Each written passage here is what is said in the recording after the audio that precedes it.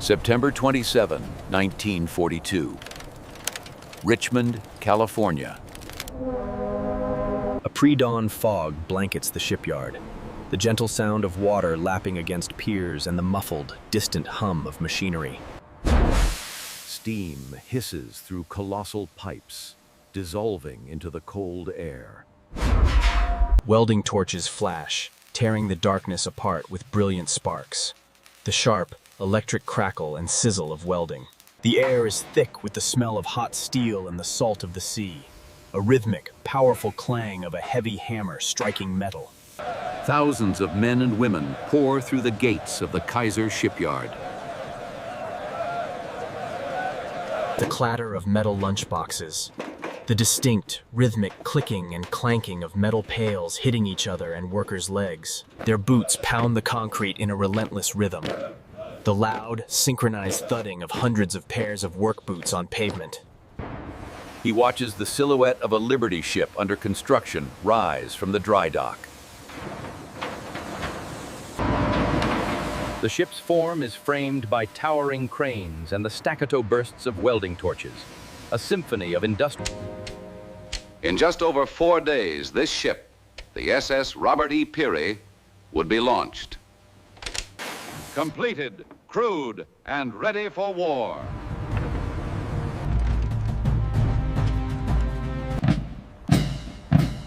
Across the Atlantic, German intelligence officers refuse to believe it.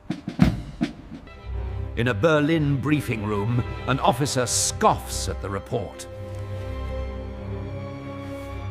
He slams it on the table, his voice thick with disbelief. This is impossible. 4 days? Impossible. American propaganda. But in Richmond, nothing was impossible.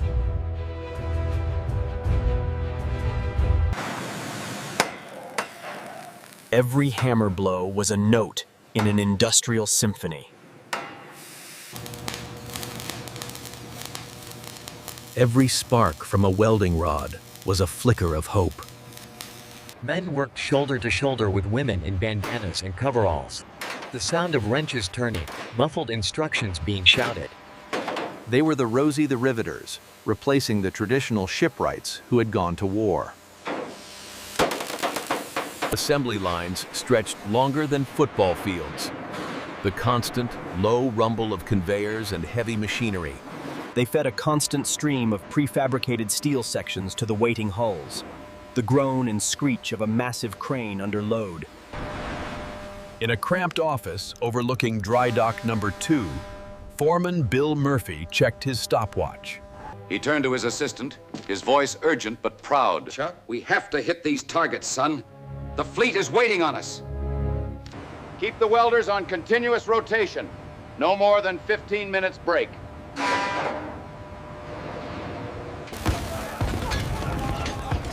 The war demanded urgency. Convoys in the Atlantic were taking heavy losses.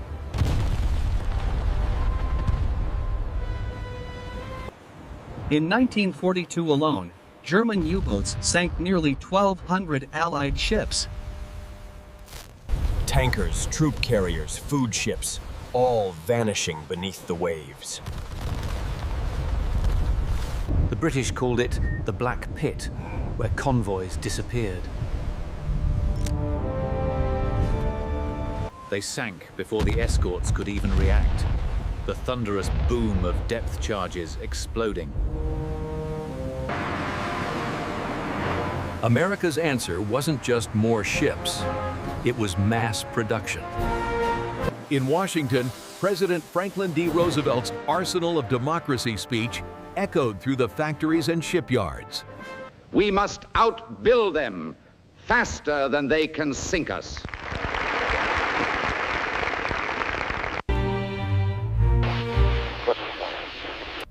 Kaiser took it as a personal challenge.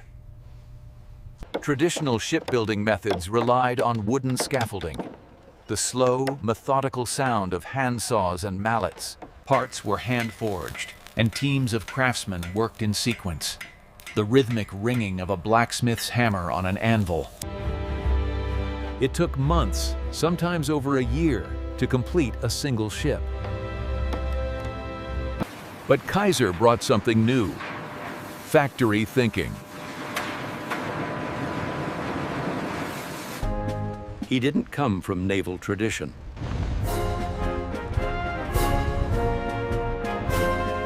He came from building dams and roads, where time meant survival.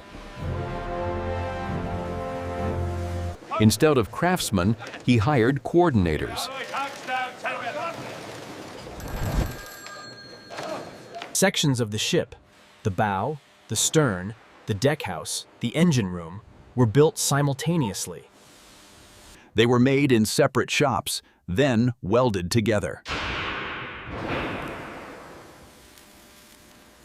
They were like pieces of a giant steel jigsaw puzzle. And instead of rivets, which were time-consuming and labor-intensive, he pioneered arc welding. It was faster, cheaper, and required less specialized labor. A chorus of welding sounds, all working in unison. Die Deutschen betrachteten es als eine grobe Methode.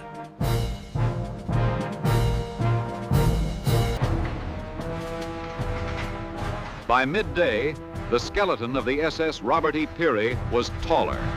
Sparks rained down from the scaffolding like falling stars.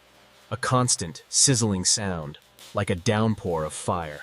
Cranes swung massive, prefabricated steel plates into position. The high-pitched screech of the crane's cables under immense strain.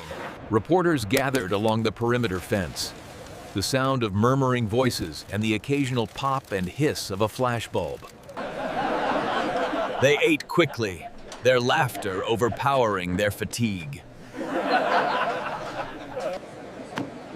A female welder named Edna Parker, her gloves still smoking from the heat, spoke up. Thing to Whitney Tiger. They told us it couldn't be done. 4 days? Next time, let's try for 3.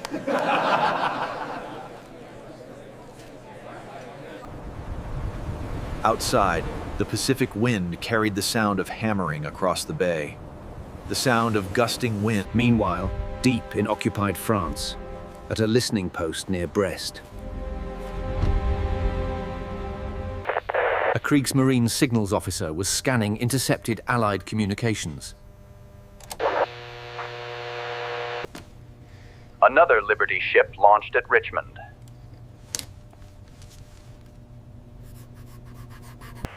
He passed the decoded slip to his superior. The quiet, tense sound of footsteps and the rustle of paper.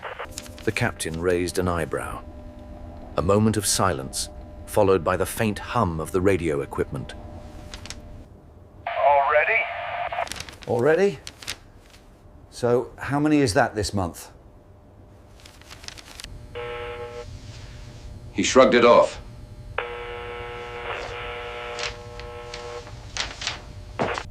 No shipyard could work that fast, he reasoned.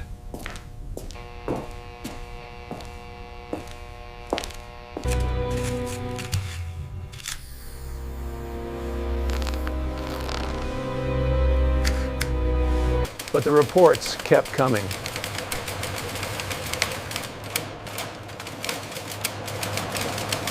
New names, new hulls. The sharp, distinct sound of typewriter keys striking paper. A fleet of gray, utilitarian cargo ships, rising like ghosts from the American coast. The Liberty ship, ugly, slow, and boxy. The steady, chugging rhythm of the ship's steam engine. It wasn't made to impress.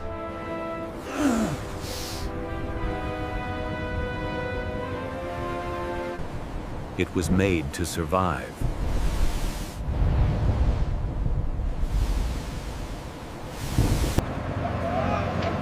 To carry 10,000 tons of cargo through U-boat-infested waters. To bring tanks, rations, and fuel to the beaches of North Africa. to Sicily, and eventually to Normandy.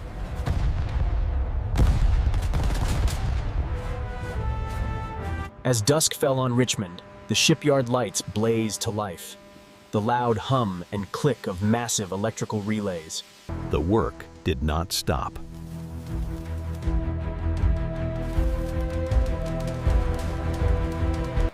It never stopped. The insistent, electric sizzle of the welding torch. Welding torches still lit the sky. A chorus of crackling and sizzling from the many welders. The sound of steel on steel still echoed. Day 2, the massive bulkheads were installed. The groaning of cranes and the deep boom as the bulkheads are set in place. Day 3, the deck and superstructure rose up. Teams worked in 3 shifts, 24 hours a day.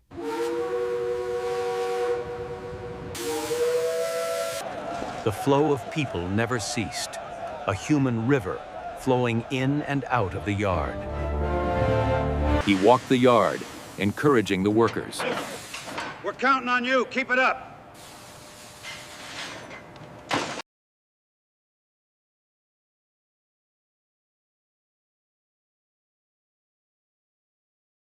His eyes watched every detail, ensuring the rhythm was never broken. A complex symphony of perfectly timed industrial sounds. He understood that every hour wasted could mean a ship sunk, a life lost. Speed was their weapon.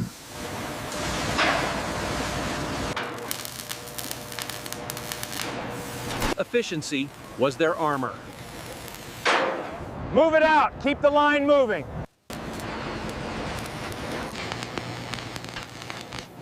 The spirit of the arsenal of democracy was present in every weld.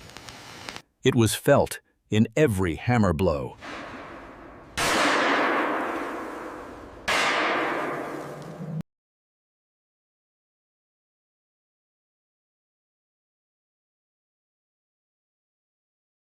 The numbers did not align with German industrial logic. Nonsense.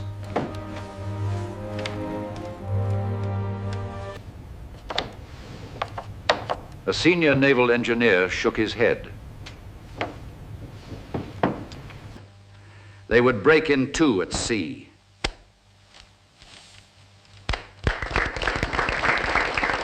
But they didn't break.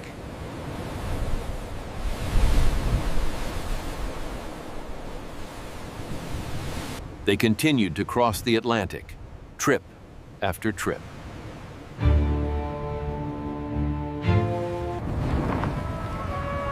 An unstoppable torrent of steel.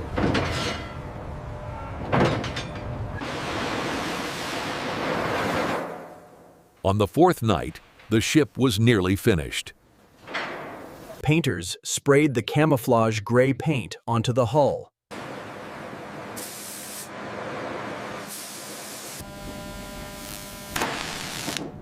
Electricians were connecting the final miles of wire. Engineers double-checked the colossal steam engine. The air was tense with anticipation.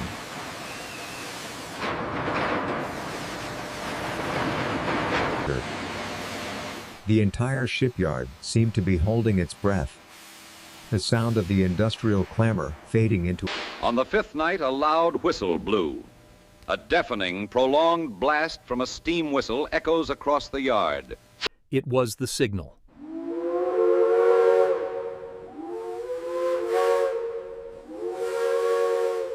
The crowd began to gather.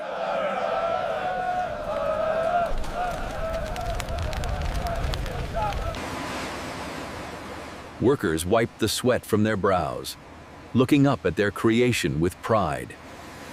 The final weld was sealed.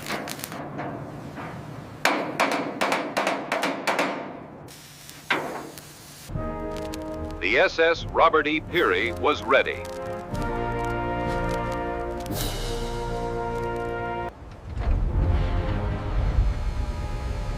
Searchlights shone brilliantly on the ship. It stood tall, a steel giant, born of fire and sweat. A loud screeching sound echoed as steel slid across wood. A high-pitched, deafening shriek of metal on wood. It plunged into the water, sending up a massive spray of white foam. Its hull sparkled under the floodlights.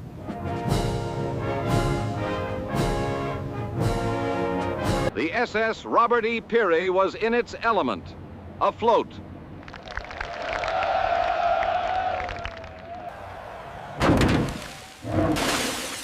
A champagne bottle smashed against the bow, shattering.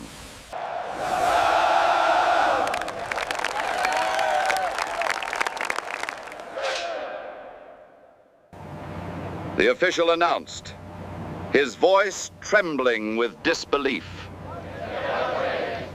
He declared, 4 days, 15 hours, and 29 minutes.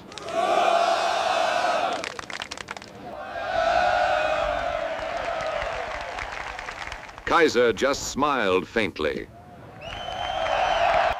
He looked at his new ship, then turned to the official.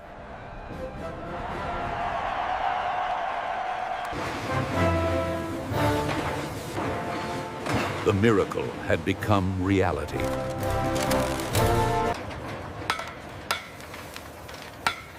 The will of America had been forged into steel. The ship would soon be loaded with cargo.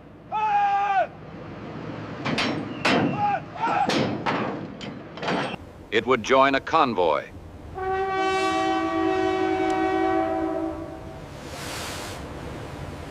It would face the wolf packs of the sea.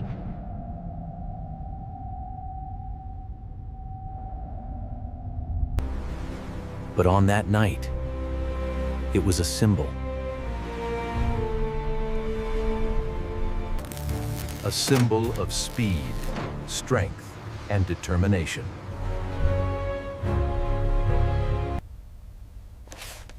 Somewhere in Berlin, a general opened his morning intelligence report.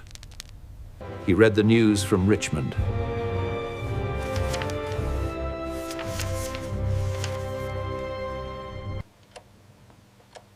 The SS Robert E. Peary had been launched. He frowned. The silence in his office was heavy. The ticking clock stops. Complete, heavy silence. October 5th, 1942. Berlin, Germany. The Eastern Front requires immediate reinforcement, Colonel. We cannot hold the line. The trains are being prepared, General. Die Reichweite muss erhöht werden, Herr Admiral. Wir können das U-Boot so nicht einsetzen. Ich verstehe, aber die Zeit drängt. Zeigen Sie mir die Alternativen.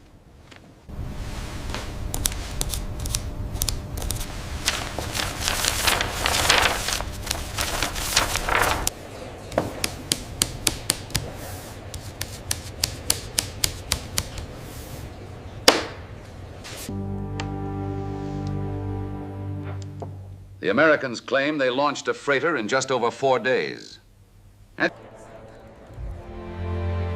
A ship they call a Liberty ship. To the men in the room, the idea was absurd. He can't be serious about the new tank design. I know. A rotating turret at that weight. Impossible. Sie zweifeln an unserer Fähigkeit. Das ist lächerlich. Wir bauen die besten Schiffe der Welt. You can't even weld a bathtub that fast, let alone a seaworthy ship.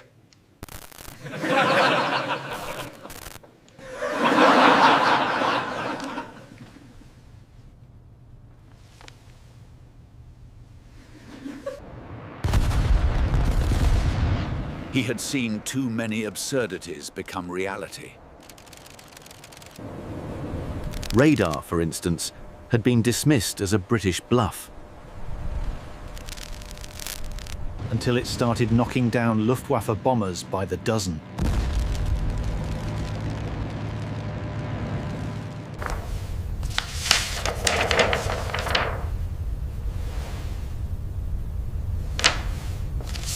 The report detailed convoys HX-210 and SC-104. Heavy Allied presence was noted.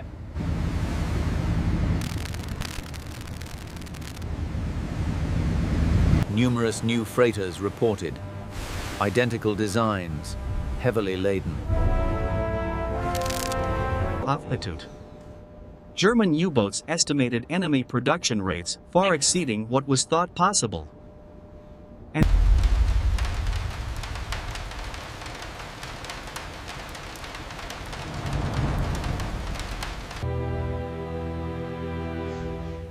The air was now heavy with the undeniable truth of the numbers.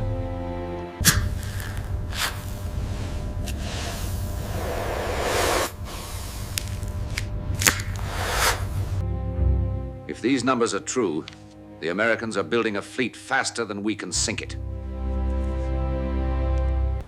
Meanwhile, hundreds of miles away in the North Atlantic, the truth was revealing itself in steel and smoke. October 9th, 1942. Mid-Atlantic. Convoy HX-212.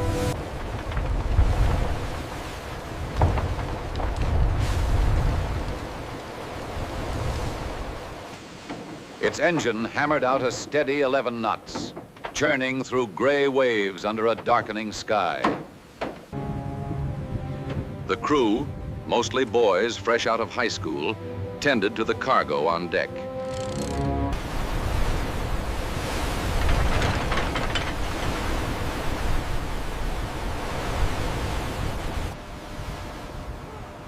U-boat! Ah! Starboard bow! The captain, Harold Benson, was unflinching. He'd seen worse.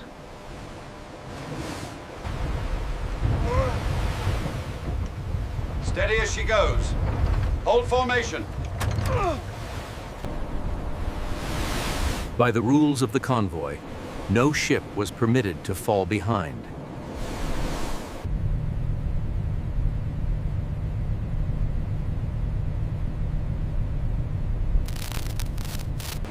Each ship identical.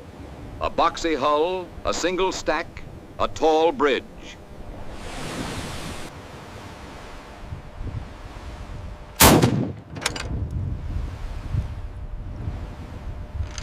Crude?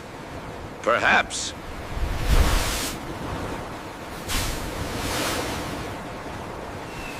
But they were here, afloat, alive, and that's what mattered.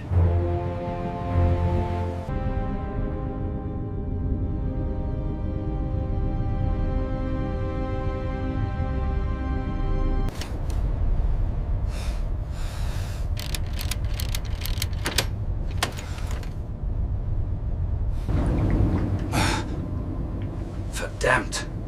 So many targets. Are we certain of the target, Captain? It seems too close. Maintain silence. Stand ready. Sind Sie alle die gleiche Klasse, Herr Kapitän?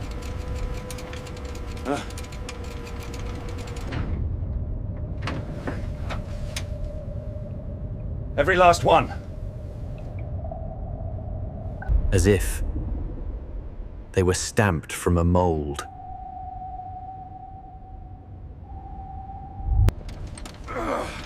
Rohreis! Los!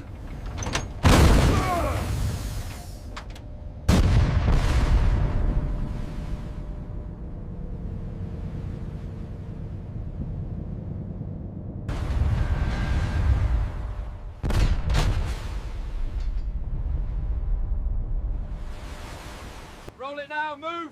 Clear!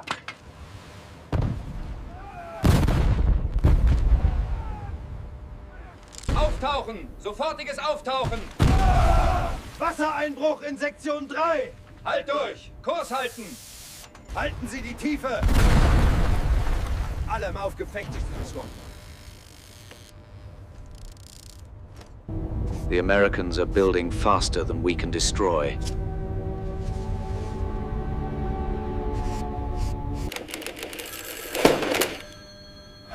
Richter speaking.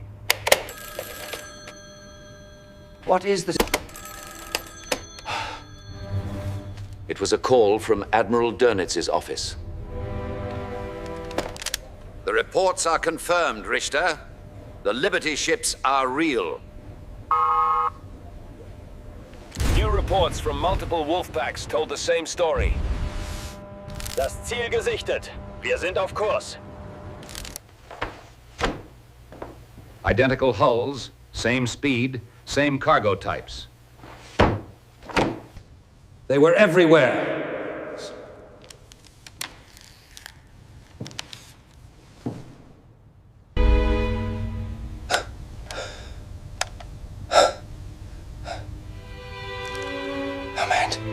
Dozens, maybe hundreds.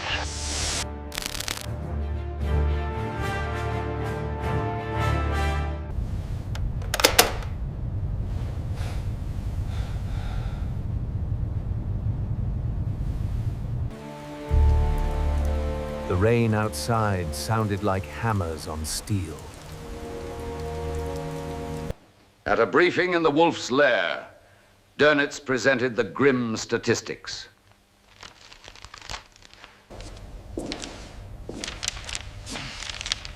But they have launched over 1,000.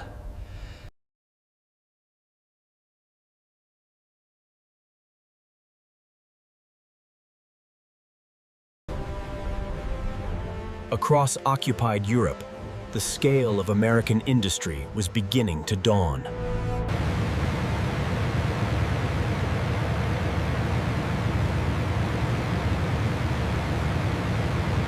This was the lifeline to Britain, a massive bridge of ships stretching across the unforgetting Atlantic.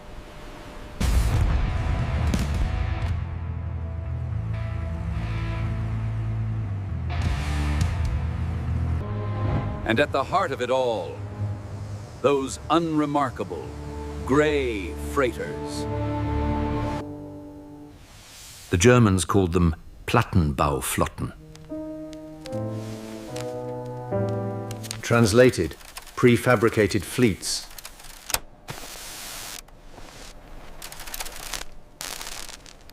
To them, it was an insult.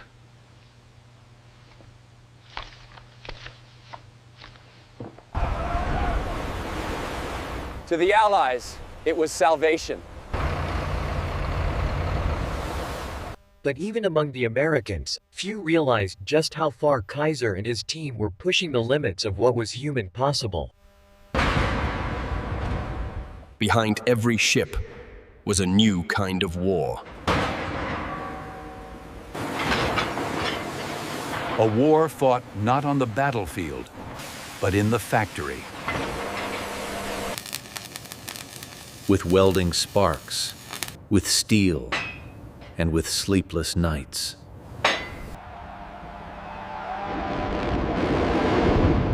The Liberty ships were more than just machines.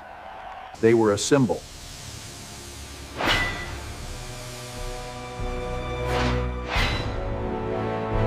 A symbol of a democracy determined to outbuild tyranny.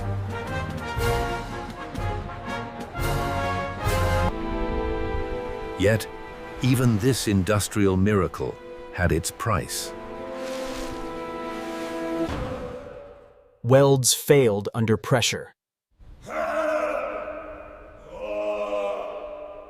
Hulls fractured in the freezing waters.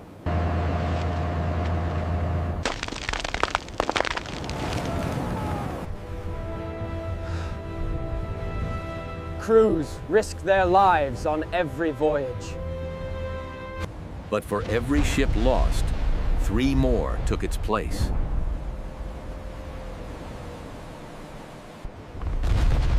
By 1944, the Atlantic was no longer a graveyard.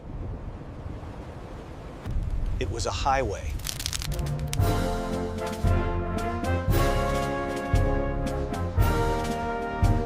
A tide of steel.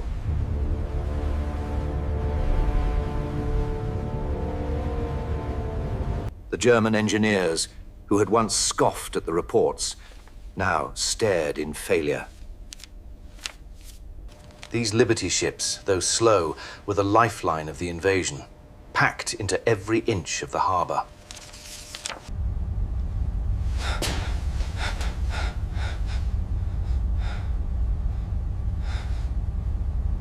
And deep down, even the people who built them could hardly believe it. The cold October rain in Berlin seemed to wash away any last vestige of complacency in the conference room. The map of the Atlantic on the table, once dotted with U-boat victory flags, now looked like an accusation. Richter looked at the faces around him. Brilliant engineers, proud strategists. Their confidence had been eroded by a simple, brutal truth. Quantity has a quality all its own. The news from U-553 and other submarines spread like a poison through the ranks of the Kriegsmarine Command. Those stamped-out ships, those crude floating boxes, were tipping the scales of the war. On the deck of the SS Nathaniel Greene, a young sailor patched a small leak with a piece of wood and tar. The ship groaned and quaked, but it kept moving forward. It wasn't built to last forever. It was built to last until the job was done. And its job was to deliver.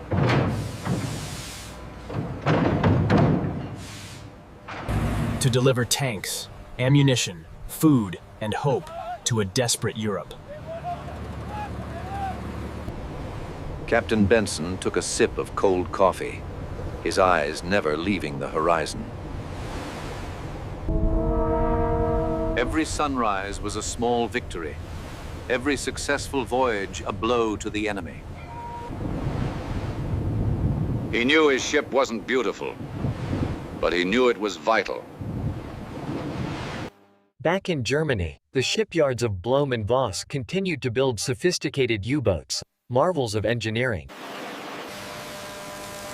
Every weld was perfect, every component crafted with precision.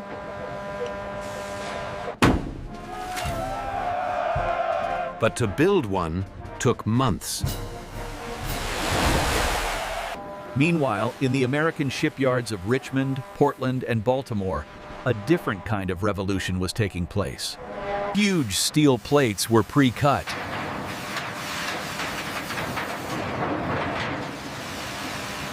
Sections were assembled into massive blocks on land.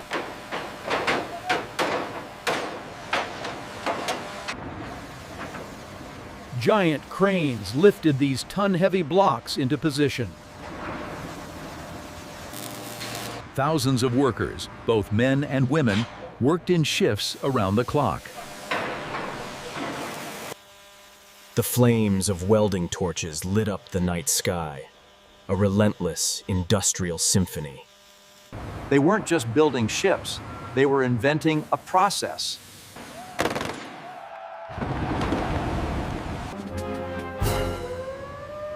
Mass production applied on a scale never before seen.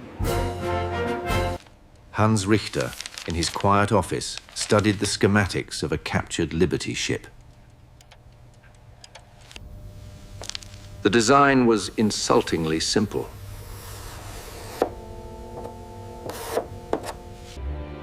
None of the graceful curves of a German vessel, only pragmatic angles. It was designed to be easy to build, not to be admired. Massenproduktion.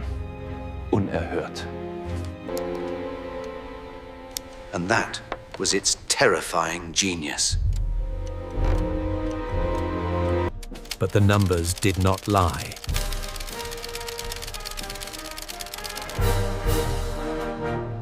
Every U-boat that put to sea now faced a sea of targets, protected by an ever-denser network of destroyers and aircraft.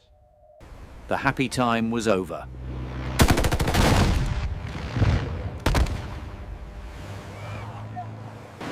This was now a war of attrition, a war Germany could not win.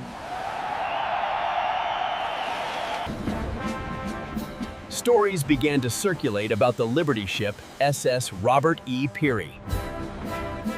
Launched just 4 days, 15 hours, and 29 minutes after its keel was laid. To the German engineers, this wasn't engineering. It was black magic. Die Präzision dieses Bauteils ist entscheidend für die Effizienz des Triebwerks. They couldn't comprehend how a nation could. Their engineering culture was built on precision and durability.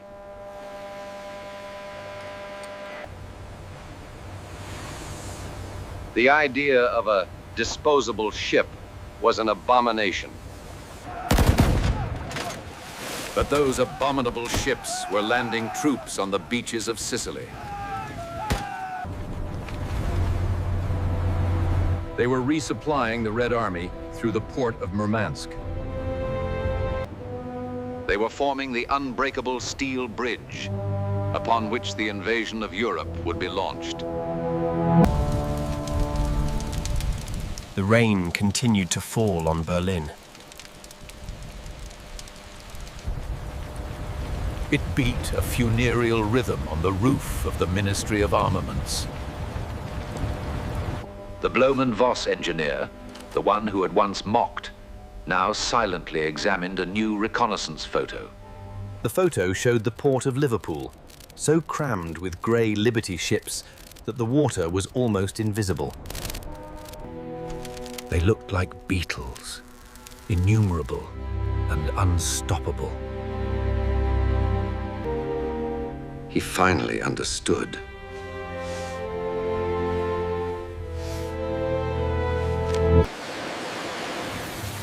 This war would not be decided by the best ships. It would be decided by the nation that could build the most ships.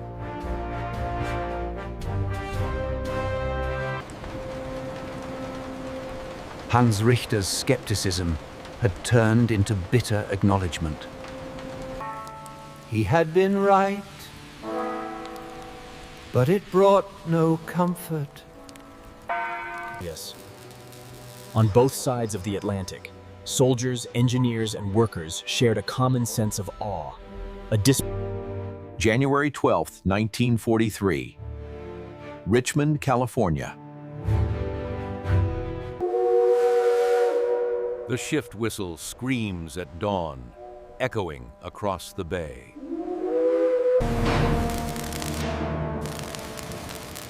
Steam pours from the welding bays. Cranes trace slow arcs across the shipyard sky.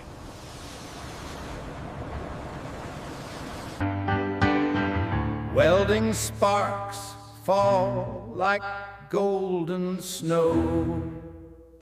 The Kaiser shipyards, now 4 sprawling complexes, never slept.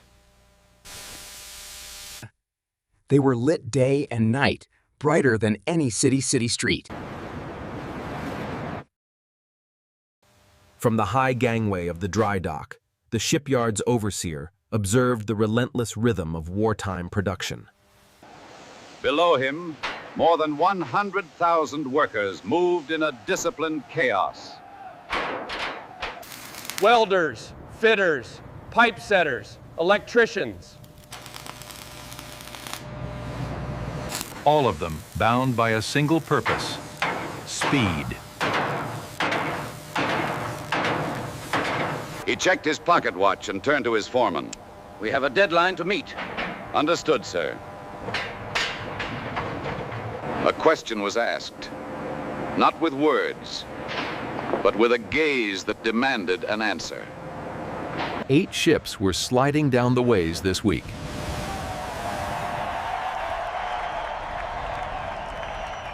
Could they make it 10?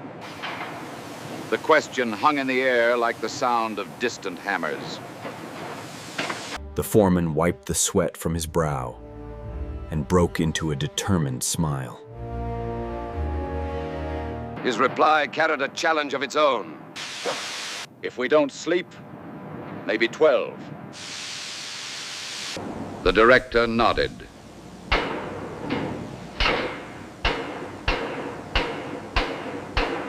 The order that followed was brief and final. Then we keep working. For him, wartime production was more than numbers. It was conviction, turned into motion. It was a crusade.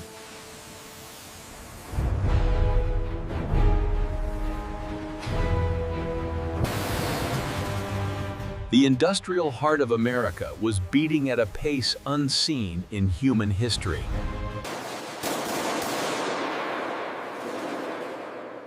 While bombers rolled off the line in Detroit, and tanks rumbled out of Pittsburgh.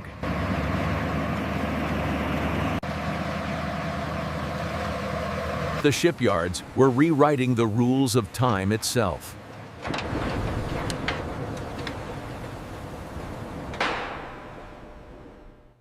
Each Liberty ship required 250,000 individual parts. Pre-cut, pre-drilled.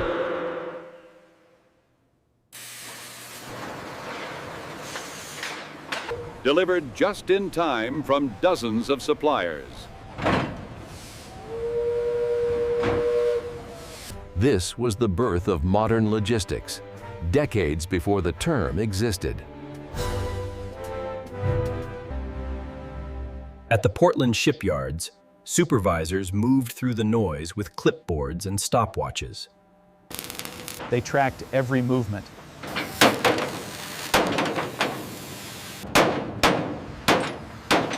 How long it took a man to lift a steel plate.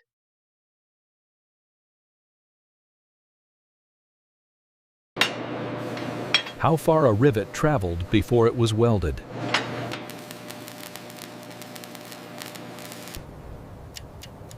Efficiency became a religion. A philosophy Kaiser imparted to his managers. We must build these ships faster. Our commitment is vital to the war effort. Build the system to build the ships.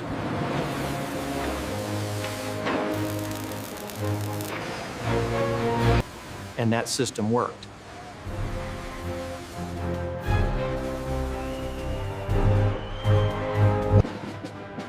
Up and down the West Coast, shipyards from Seattle to San Pedro joined the race. Women made up nearly a third of the workforce. Posters hung everywhere, carrying a message of hope.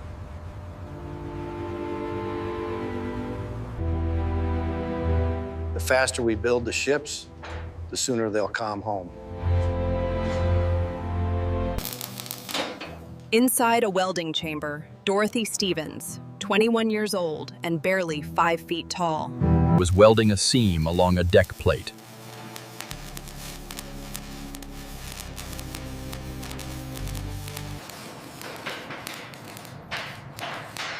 Her thoughts echoed above the roar.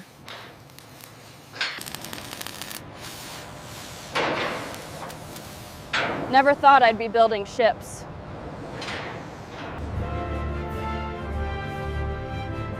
Now I can't imagine doing anything else. Her colleague, Luis Ramirez, nodded in agreement.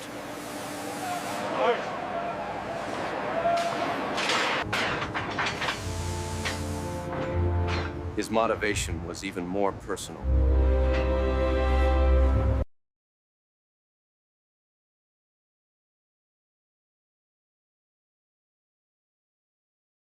Every weld I make, that's for him.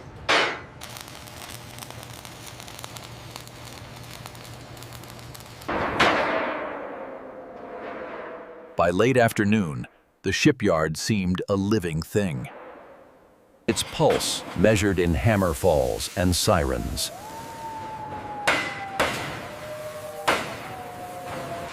And while the workers toiled in the California sun, somewhere on the frozen Atlantic, those same ships were keeping the Allied cause afloat. February 1st, 1943. Convoy SC-118 in the North Atlantic. Snow lashed the decks of the SS Jeremiah O'Brien, another Kaiser-built Liberty ship. The crew held on as U-boat torpedoes cut through the waves. Torpedo! Look out!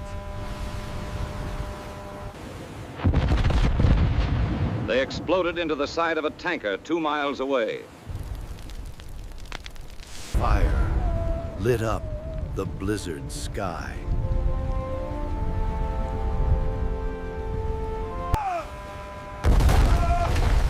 The captain's orders cut through the screaming wind. Hold your course! Do not break formation!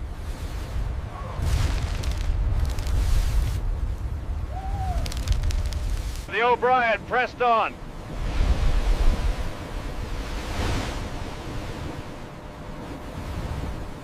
It was slow, just 11 knots, but steady.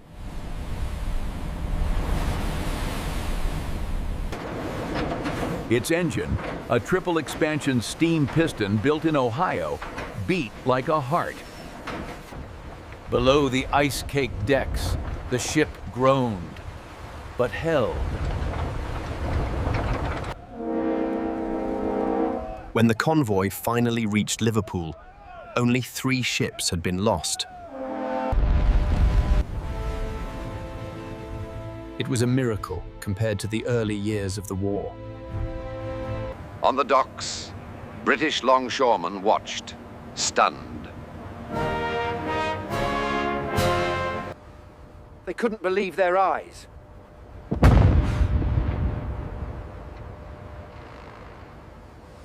One Liberty ship after another, unloading. Crates stamped with a white star.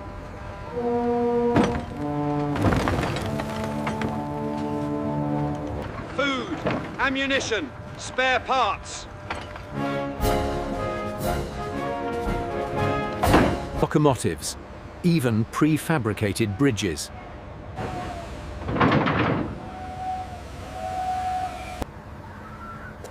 Is that really what I think it is? I can hardly believe it. Where do they find the time?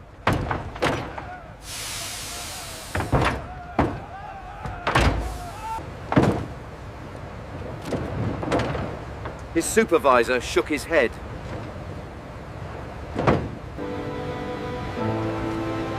His answer contained a profound truth. They don't find it. They make it.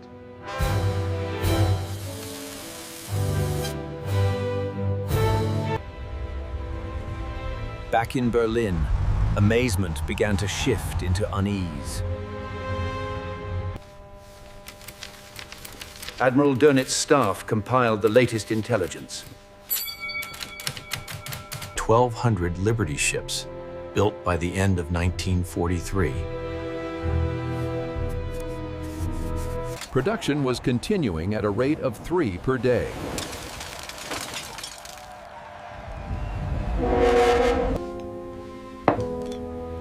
At a late-night briefing, Richter sat in silence. Charts were pinned to the wall.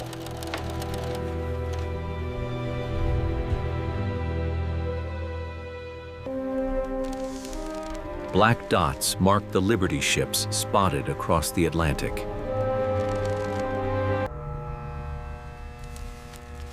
The map looked diseased. An aide admitted the stark reality. The current U-boat losses have reached critical levels, mein Herr. Our U-boats cannot keep up.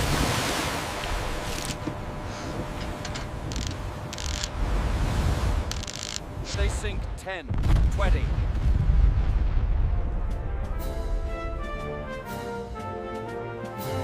But 50 more replaced them.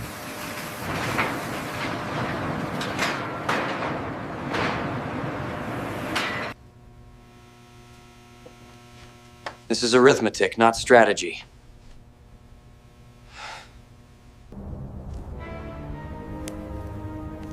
Richter exhaled a plume of smoke through his nose. His observation captured the essence of the new conflict. They have turned war into production.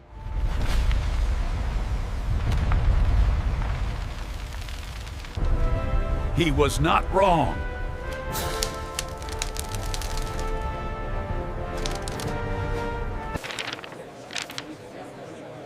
In America, the Kaiser yards were introducing a new innovation. The Victory ship, faster, stronger, and more durable than its Liberty predecessor. Yet even as they moved forward,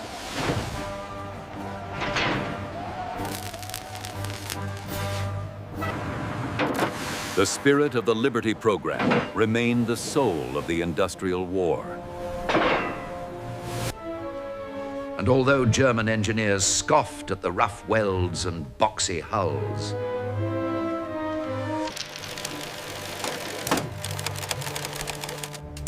they could not compete with the numbers. Their shipyards relied on skilled craftsmen and high precision. A proud tradition, but too slow for a total war. In contrast, Kaiser's shipyards operated like clockwork.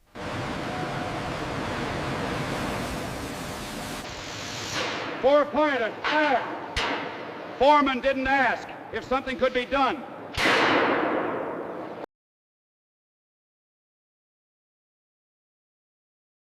They only asked how fast it could be done.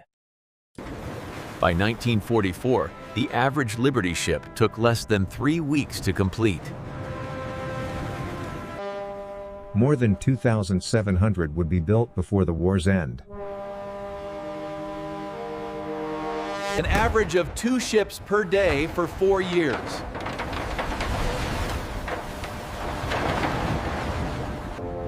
At sea, they formed endless gray convoys, stretching to the horizon. The howl of the wind and the rhythmic sound of waves against the bow. Protected by destroyers and aircraft.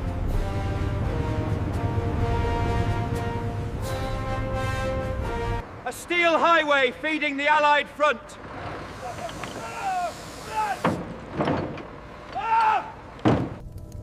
At home, families gathered in their living rooms. We interrupt this program to bring you a special bulletin. General Eisenhower announced this hour that the invasion is proceeding with success. Another Liberty ship was launched today. We are honored to announce that the 7th Battalion achieved a decisive victory this morning. The nation is deeply proud of their service. Another nail in Hitler's coffin. And in a way, it was true. The muffled sound of the impact, followed by the roar of a cheering crowd. Not through bombs and bullets, but through the relentless power of production. The deep groan of the crane's motors, the clanking of heavy chains. America was winning the war.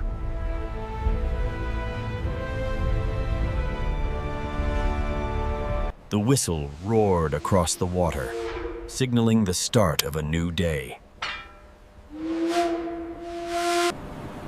The sun rose over the Richmond Hills, casting a golden hue over the San Francisco Bay. Below, a temporary industrial city was waking up, a low hum of distant activity. Streams of people poured into the factory gates, an army without weapons. Henry Kaiser looked down from his office, maps and plans spread before him. The faint, distant... Each ship marked on the map was a promise. a promise to the soldiers across the ocean.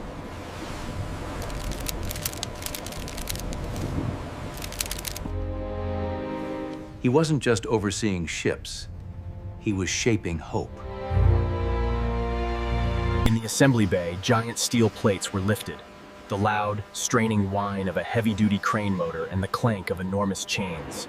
They were moved into position with astounding precision. The echoing shouts of Peary, Each worker knew their exact role in this industrial symphony. The sound of pneumatic hammers rang out rhythmically, creating a relentless beat. The overwhelming. It was the heartbeat of a nation at war. The deep, heavy, rhythmic thump, thump, thump of a large steam engine. A nation that had mobilized its entire industrial might. Dorothy Stevens adjusted her goggles.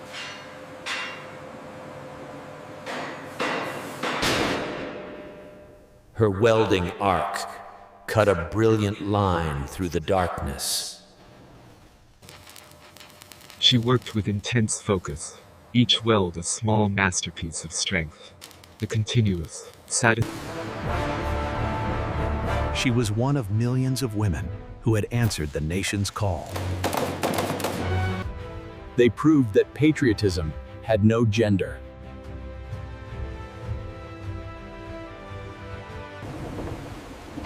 On the Atlantic, the SS Jeremiah O'Brien faced another storm. The deafening roar of gale force wind. Waves rose like mountains, smashing against the hull. A terrifying, thunderous crash as tons of water hit the steel deck. The Liberty ship, built for endurance, not beauty, held. The constant howl of the wind over... Inside, the precious cargo was kept safe and dry. The muffled, distant roar of the storm. It was the lifeline connecting the old world and the new. In Berlin, the intelligence reports kept coming in.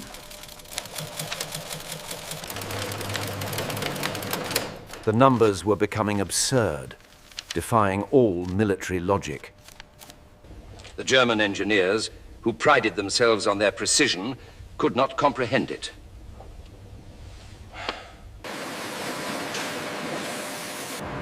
How could a nation produce ships as if they were automobiles?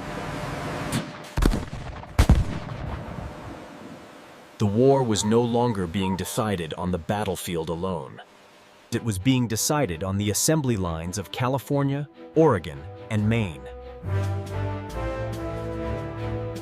The power of mass production, unstoppable and relentless, had become the ultimate weapon. June 6, 1944, off the coast of Normandy, France.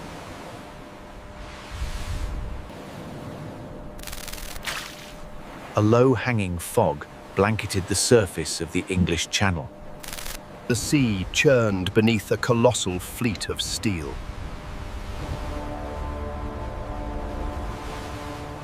Destroyers, troop transports, and landing craft were packed tightly together. And among them, hundreds of Liberty ships, laden with soldiers and equipment. The early morning sky was the color of steel and ash. From the deck of the SS Jeremiah O'Brien, Captain William Carey squinted through his binoculars. The coast of France appeared dimly ahead. The roar of naval artillery echoed across the waves, shaking the ship's hull. He muttered the name of the destination.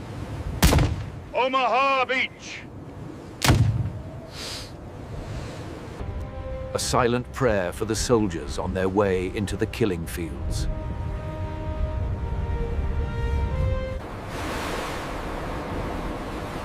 Below deck, the cargo holds were stuffed to the rafters. This was the lifeblood of the invasion. Jeeps were chained tightly to the deck, waiting in silence. Crates of rations, boxes of ammunition, stacked one on top of another.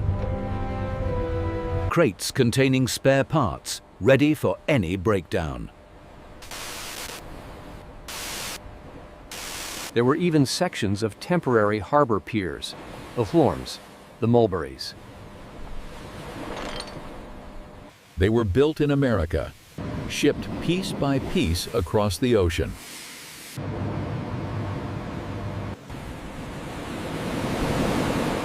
Ready to turn pristine beaches into instant seaports.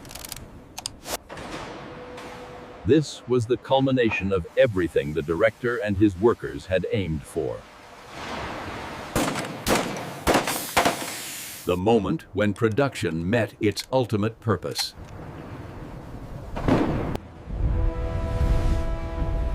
Every Liberty ship here was more than just a block of steel. It was a promise floating on the water. A commitment that the Allies would never run out of anything. You're gonna be all right, son. Not of fuel, not of food, and never of hope.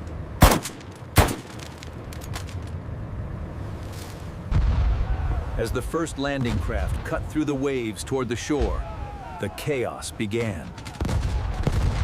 Carey's crew scrambled to unload cargo under enemy fire.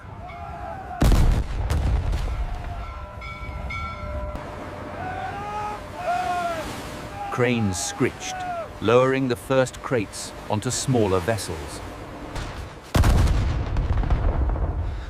The air was thick with the smell of gunpowder and sea salt. The cannon on the O'Brien's deck barked at enemy aircraft overhead. The sharp crack of anti-aircraft shells drew smoky trails across the grey sky. Shrapnel pattered down on the deck and hull.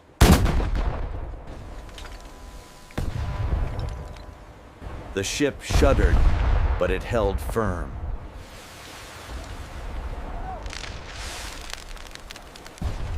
A young sailor cowered behind a winch, his body tensed. They built her fast, but they built her to last. His shout was a proud affirmation of their ship. Keep firing, we're getting through. That it was built fast, but it was made to last.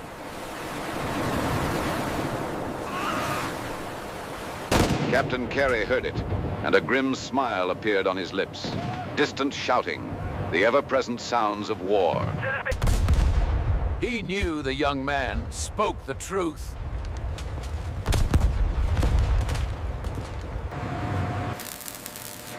This ship was a testament to an unprecedented industrial miracle. By the end of D-Day, more than 4,000 Allied ships crowded the waters off the beaches. A majestic and terrifying sight, a bridge of steel across the channel. Among them were 271 Liberty ships, each a floating warehouse. Many of them would shuttle back and forth across the channel for weeks. They ceaselessly ferried supplies for the ever-expanding beachhead. But not all of them returned.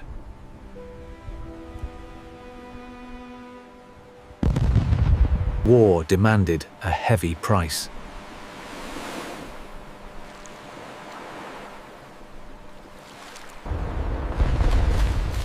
The SS James Ives struck a mine. It vanished in a giant fireball, leaving no trace. The SS Charles Morgan burned for 2 days and nights before sinking to the seabed. But for every ship lost, another was ready to take its place. Often before the end of that same month.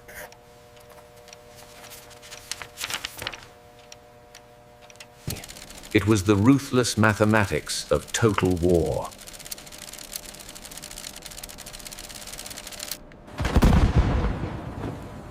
A war of numbers, of production, of attrition. And the Allies were winning that war.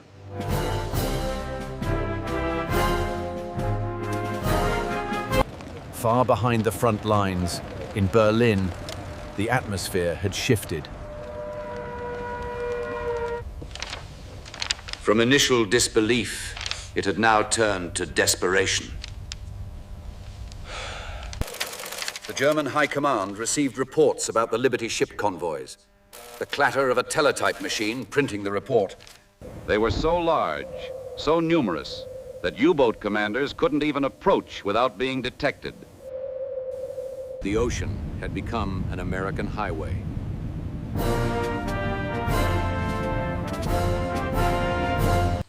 We can't hold this line much longer. It's futile. Agreed. The situation is unsustainable. He exclaimed that they had flooded the ocean with their ships. They have flooded the ocean with their ships. By the end of 1944, Allied shipping capacity surpassed that of the Axis. The ratio was more than 10 to 1. The Liberty ships, once derided as temporary, disposable, had now become the backbone of the global logistics system.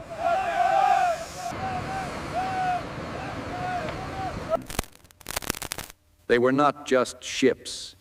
They were ceaselessly flowing rivers of steel. They brought fuel for Patton's tanks racing across France.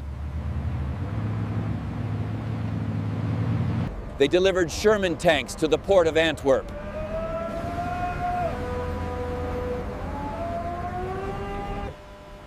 And on their return trips, they carried the wounded and prisoners of war. Even the Soviet Union depended on them.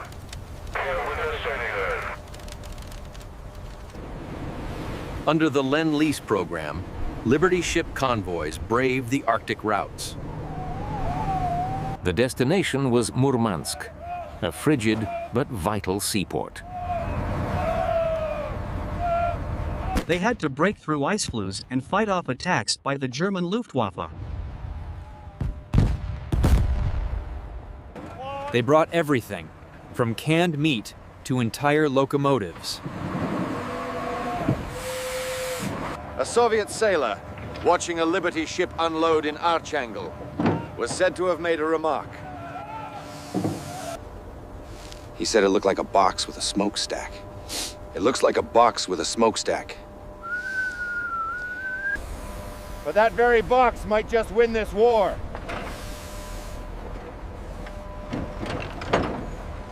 And he was right.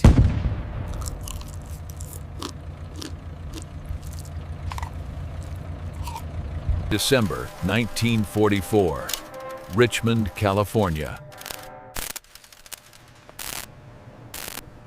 The war was nearing its end, but the shipyards were busier than ever. Floodlights blazed through the night, turning night into day. The newest hull, the SS John W. Brown, slid down the slipway. The crowd roared!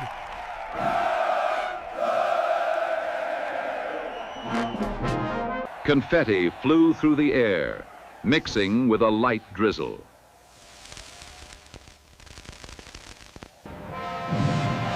On the rostrum, the director stood silently beside his companion.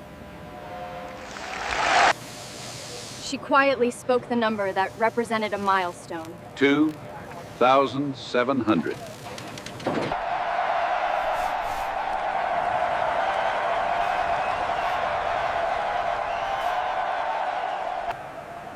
He nodded, his gaze directed at the workers. He reminded everyone that every single ship was built by ordinary people. Every single one of them, built by ordinary people.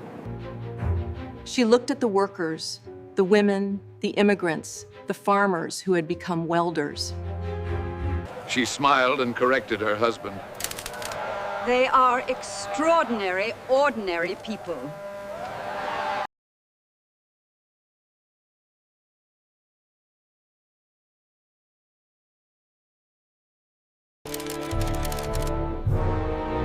On the other side of the Pacific, the war still raged fiercely. Liberty ships supplied the island-hopping campaigns. Tarawa, Saipan, Iwo Jima, Okinawa. Some were hit by kamikaze planes, sinking in a sea of flames.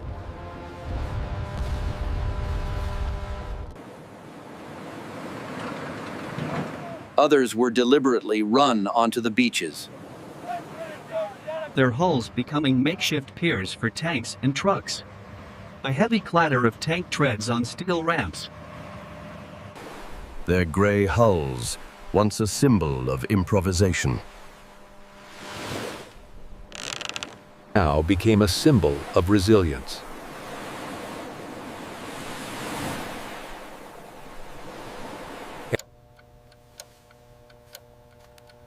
By the end of the war, a new term had entered the naval lexicon. Kaiser's miracle.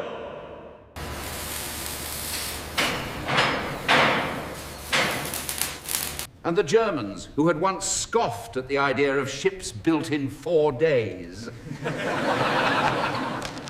now quietly studied them while their country lay in ruins. In post-war technical journals, the surviving shipbuilders from Kiel and Hamburg wrote, they concluded that it was not the quality of the American ships that had defeated them, but the sheer quantity.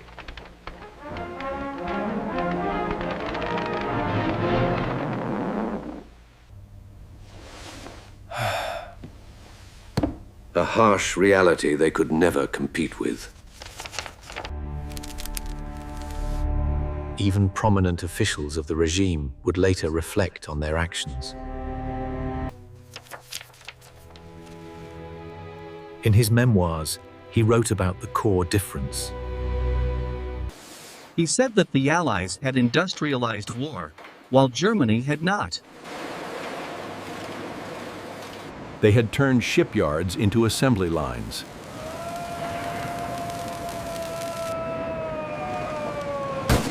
And they had turned those assembly lines into weapons.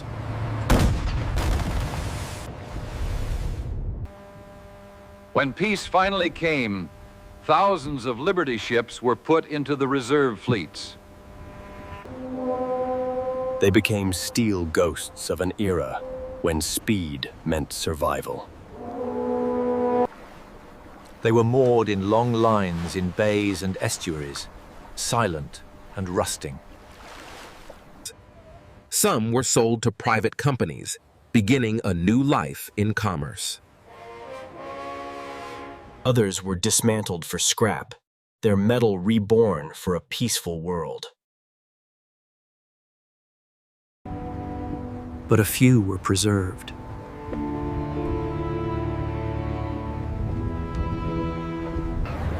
Like the Jeremiah O'Brien, it became a living museum.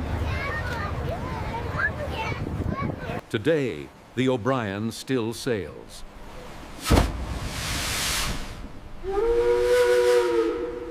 Its engine still clatters with the same rhythm.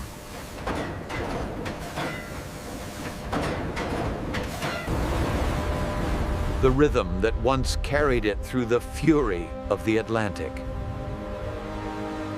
Visitors can walk its decks. This is the anti-aircraft gun they used during the war. It's so big. They can hear the ringing call of the machinery.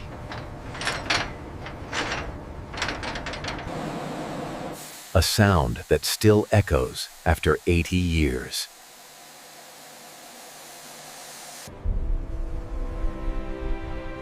Every detail on the ship tells a story. About the people who built it, the people who sailed it, and the world it helped to save. The German engineers who once said, "It's impossible." Das ist unmöglich. Were right, according to the logic of the old world.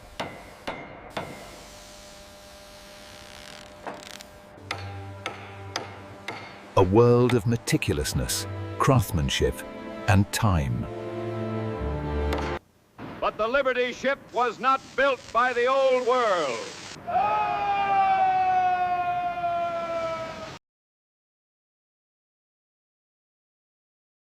It was built by a new world. A world that believed in doing the impossible.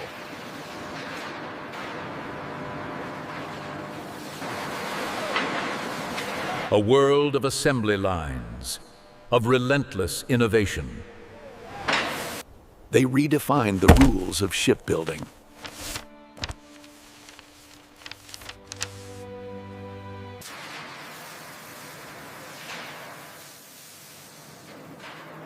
Steel plates were pre-cut. Modules were assembled on the ground.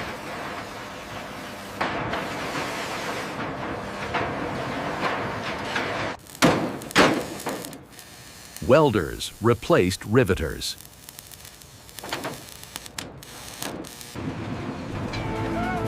Every step was optimized for speed. The result was a simple, ungraceful ship, but brutally effective. It was the embodiment of American pragmatism.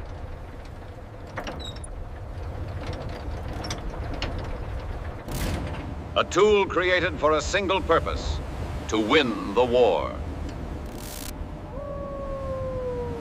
It didn't need to last a century.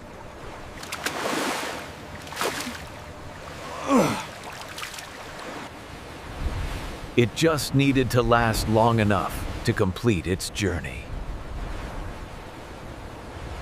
To get the cargo from the factory to the front.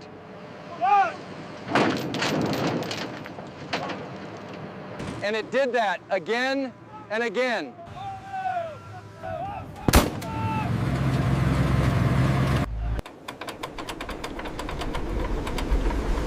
Thousands of times.